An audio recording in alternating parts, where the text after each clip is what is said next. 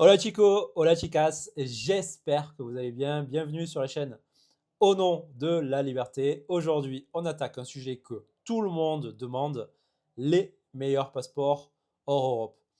Alors, on ne parlera pas des passeports par investissement à 100 000 balles, non. On va parler des passeports que tu peux obtenir par résidence organique en vivant sur place ou grâce au droit du sol. D'ailleurs, sais-tu ce qui se passe quand tu n'as qu'un seul passeport? Eh bien, tu es otage d'un seul pays, d'un seul gouvernement et évidemment d'une seule décision politique. Par exemple, si tu regardes ce qui s'est passé avec les Russes, les Ukrainiens, du jour au lendemain, leur passeport est devenu un piège. Tu n'avais plus d'accès à l'espace Schengen, plus de compte bancaire, tu étais coincé et sans échappatoire. Voilà pourquoi on fait cette vidéo et tu dois te diversifier. Dans cette vidéo, je te montre les 10 meilleurs passeports hors Europe classés par puissance et par vitesse d'acquisition. Ensuite, on parlera de l'accélérateur bébé, comment un enfant né sur place peut te donner la citoyenneté en un an.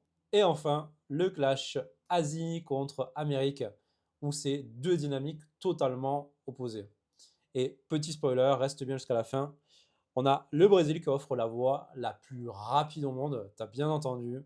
Je t'explique ça dans la vidéo. Reste bien jusqu'à la fin. Avant de continuer, petit rappel, on est une communauté sur Scoop. On vient de se lancer et on est sélectif. On parle expatriation, investissement long terme, banking, entrepreneuriat. Alors, c'est pas pour tout le monde, c'est pour ceux qui veulent vraiment agir. Si tu n'en es pas capable, c'est pas la peine de nous rejoindre. Le lien est en description, c'est 100% gratuit.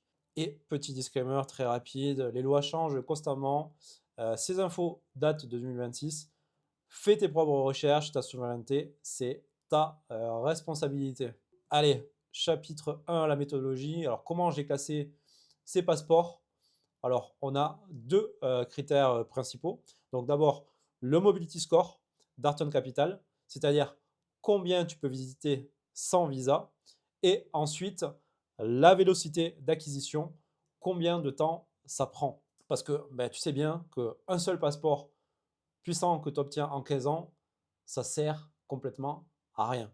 On a deux dynamiques totalement opposées. Alors d'un côté, tu vas avoir l'Asie avec les passeports les plus puissants au monde, comme le Japon, la Corée. Ce sera des passeports dans le top 3 mondial, mais il te faudra 5 ans de résidence minimum, sans droit du sol, et c'est très difficile d'accès. De l'autre côté, tu vas avoir les Amériques avec une puissance légèrement inférieure, mais tu auras des accès à l'espace Schengen quand même, et surtout, tu as le droit du sol. Donc, tu as des voies accélérées qui vont de 1 à 3 ans de résidence.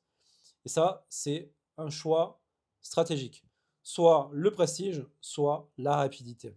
Mais je vais te dire, dans les deux cas, tu as une longueur d'avance sur 99% des gens qui restent coincés avec un seul passeport. D'ailleurs, rappelle-toi, la fenêtre se referme chaque année. Les règles se durcissent. Il faut vraiment que tu agisses avant qu'il soit trop tard. Allez, on commence par notre top 10. On y est, du numéro 10 au numéro 1, les meilleurs passeports en Europe par résidence organique. C'est parti. Donc, on commence par le Pérou qui a un mobility score de 149. On peut dire que c'est un outsider très intéressant. Donc, ce qui est fou donc, avec le Pérou, c'est que le délai est à peine de 2 ans de résidence dans le pays, avec un coût de naturalisation qui est très faible, avec genre 15 000 $ de preuve de salvabilité. Et grâce à ce passeport, tu récupères l'accès à l'espace Schengen, plus la Russie sans visa. Donc, c'est un combo assez original et rare. Et c'est un passeport sous-estimé, mais très pratique. On continue avec le Mexique qui a un mobility score de 152 qui fait le pont entre le nord et le sud. Donc, c'est une résidence de 5 ans dans le pays pour avoir le passeport. Mais attention, donc si tu as un enfant qui est né au Mexique, ça tombe à 2 ans de résidence. Donc, le droit du sol te permet de te naturaliser très rapidement. Et ici, tu as une stratégie famille qui est super efficace, mais tu auras un autre pays dans la suite de la vidéo qui est encore plus intéressant que le Mexique.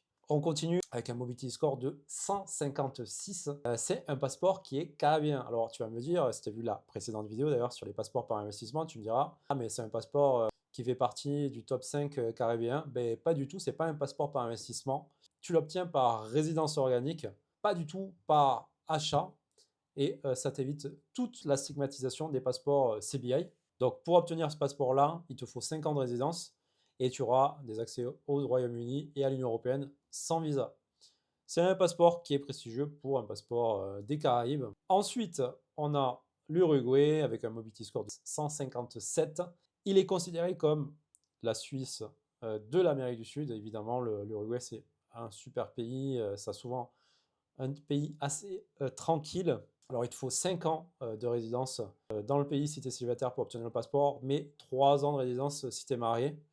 Alors, attention, l'Uruguay exige une résidence effective, ça veut dire que c'est pas du paper residency.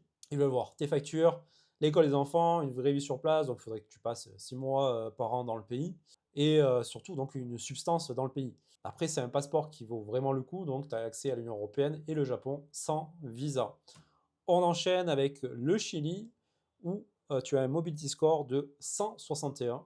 Et d'ailleurs, écoute bien, le Chili est le seul pays d'Amérique latine avec accès ESTA. Donc tu peux aller aux États-Unis sans visa avec un passeport chilien. Alors pour l'obtenir, tu as besoin de 5 ans de résidence dans le pays, c'est le standard, et 2 ans de résidence si tu as un conjoint ou un parent chilien.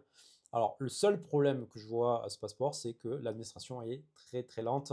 Il te faut environ 2-3 ans d'attente pour une réponse, mais ça vaut le coup d'attendre. Allez, on continue avec un de mes passeports préférés qui est l'Argentine avec un mobility score de 162. C'est un des passeports les plus rapides à obtenir avec, putain, j'en perds ma voix, avec 2 ans de résidence effective, soit 6 mois minimum par an.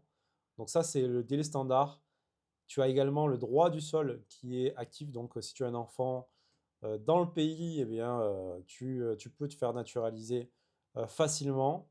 Alors, qu'est-ce qui te donne ce visa? Si te donne un accès Schengen, donc ça c'est super intéressant. Mais attention, comme je te disais, les choses changent très très vite. Il y a un décret qui a été voté en 2025 qui est la notion de résidence continue. Et donc c'est beaucoup plus strict, c'est-à-dire qu'il t'impose de passer 2 ans, mais 2 ans continus, donc sans sortir du pays. Donc ça complique un peu plus les choses. Par contre, il y a en Argentine toujours la théorie et la pratique, à voir vraiment si ça s'applique, à voir avec des avocats argentins. Il y aura toujours moyen de voir. Je vous mets au courant dans les prochaines vidéos. Restez connectés, abonnez-vous, on en parlera. Donc ce passeport, ça reste quand même l'une des options les plus rapides au monde, avec le Pérou aussi pour 2 ans de résidence dans un pays pour obtenir un passeport. Allez, ensuite on enchaîne sur le fameux le Brésil. Donc, mobility score de 163.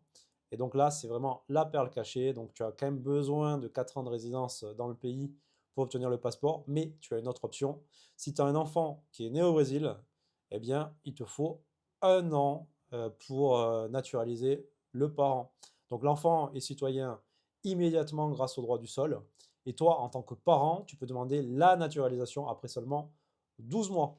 Donc ça, c'est la voie la plus rapide au monde vers un passeport puissant. Et tu as d'ailleurs un combo assez unique. Donc tu as un accès à l'Union européenne et la Russie sans visa avec ce passeport. Le seul petit bémol, c'est le portugais qui est requis pour l'examen. Mais si tu connais le français, si tu connais l'espagnol, je pense que tu peux apprendre le portugais très rapidement. C'est pas très compliqué à apprendre. Allez, on enchaîne sur un pays très riche, le Canada, avec un mobility score de 169. C'est le roi de l'Amérique du Nord. Tu as une règle simple pour obtenir le passeport. Il faut passer 1095 jours de présence. Il faut passer 1095 jours dans le pays sur 5 ans. Donc ça fait à peu près 3 ans effectifs. D'ailleurs, si tu as un enfant qui est né au Canada, tu as le droit du sol. Donc tu deviens citoyen automatique.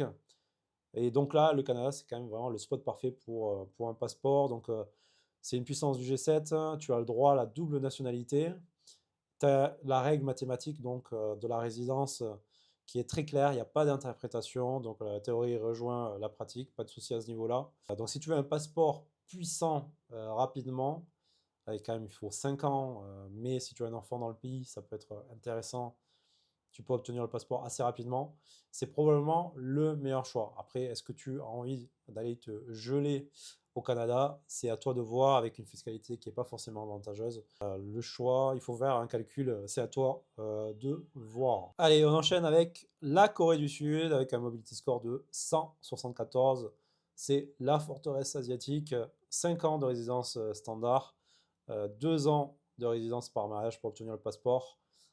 Mais le problème avec donc, ces passeports asiatiques, c'est souvent que c'est très compliqué à avoir parce que, par exemple, pour la Corée du Sud, tu as un test Korea Immigration and Integration Program et c'est assez compliqué à obtenir. En plus de ça, ils te demandent une autonomie financière où tu dois prouver que tu gagnes plus que le revenu médian par habitant coréen.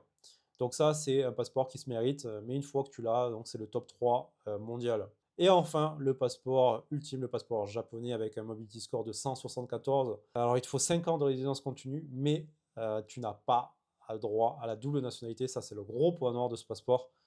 Donc, si tu as un passeport français, belge, canadien, suisse, tu dois renoncer au passeport, à ton passeport pour obtenir le passeport japonais. Ça vaut peut-être pas la peine dans ces cas-là. Et d'ailleurs, donc alerte en 2026, tu as des discussions qui sont en cours pour passer à 10 ans de résidence pour obtenir le passeport japonais. Donc, si tu es au Japon, tu envisages la naturalisation, c'est maintenant qu'il faut déposer. D'ailleurs, bon, bah, c'est l'un des passeports les plus puissants au monde, mais au prix de l'exclusivité. Alors, la stratégie à adopter, selon tes profils, tes priorités, tu as des options différentes. Donc, si tu veux la vitesse et que tu as une famille, le Brésil, si ton enfant est né sur place, citoyenneté par an en 1 an, c'est imbattable. Si tu es solo et tu veux aller vite, Argentin au Pérou, 2 ans de résidence pour obtenir le passeport, c'est super intéressant. Et enfin, si tu veux la puissance maximale, Japon ou Corée, pour du prestige, ou le Canada, pour le meilleur compromis d'un pays du G7, un pays très puissant. Alors, mon choix personnel, ce serait le passeport argentin, parce que passer 6 mois dans une année en Argentine, ça se fait très largement. Il y a tellement de choses à voir entre la Patagonie, Salta, Mendoza, le vin, l'huile d'olive, les paysages incroyables, les montagnes, même Buenos Aires, qui est une super belle ville. Ça peut être vraiment le pays, ça peut être la solution pour ta liberté. Mais bon, peu importe ton choix, l'important c'est d'avoir un plan B, c'est ton assurance de vie géographique. C'est ça la vraie diversification. Et voilà, maintenant tu as maintenant la carte complète des meilleurs passeports en Europe. Abonne-toi à la chaîne YouTube si ce n'est pas déjà fait. Partage la vidéo et dis-nous en commentaire quel passeport t'attire le plus. Si tu veux aller plus loin, rejoins notre communauté sur School, stratégie d'expatriation concrète, banking, investissement long terme, entrepreneuriat. Le lien est en description, c'est 100% gratuit. Et merci de nous avoir suivis. À très bientôt sur le chemin de la liberté.